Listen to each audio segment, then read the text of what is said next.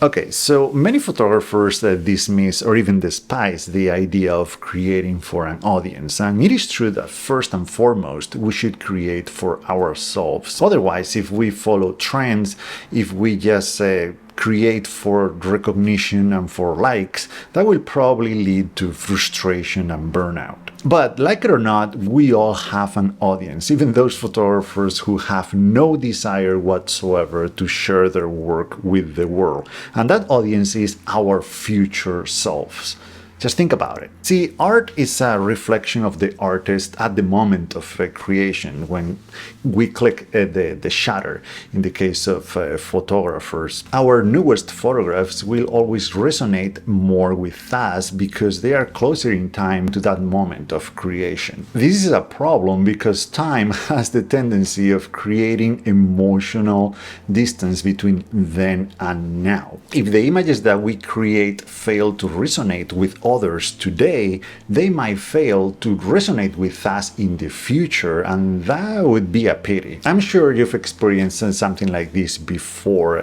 Some images feel more rewarding than others because they were harder to make. This is the way I feel sometimes after making images after a strenuous hike or in very challenging weather conditions. Those images required a bigger effort to make, so naturally I will look at them under a very different light, and I will attach that hard work that only I know went into making them to the images themselves. I made some of these images during some hard hikes and I treasure them for that, but now, years later, I see them for what they really are. They are just bad images and I don't relate to them anymore, not at least in the way that I used to. And at the same time, other photographs that were not nearly as hard to make do resonate with me today. Long exposures are another kind of photograph that I tend to look at in a kinder way than others, just because they take longer to make, they take more effort again. But as I said, an audience doesn't know that, and neither will you in the future once the feelings and the attachment that you have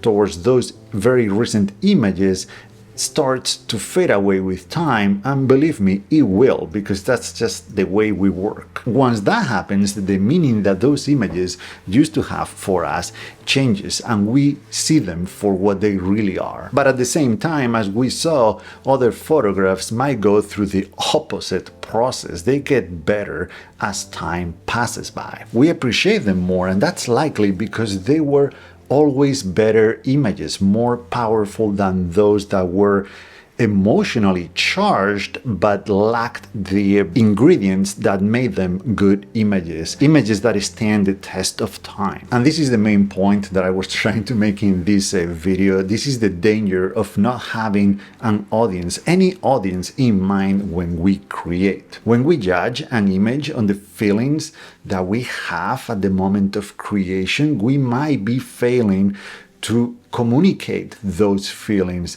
to others, including ourselves in the future. This is why I believe that we should create knowing that someone will, even if it's just us, again, in the future, look at our work with fresh new eyes, without the context that we have when we are behind the camera. If we don't do that, if we create only for ourselves, we might have an audience of 1 today, but we might have an audience of 0 tomorrow. Not even ourselves will understand our photography. And that's all. I love to hear what you think. Please let me know in the comments down below. Thank you so much for watching, and I'll see you in the next one.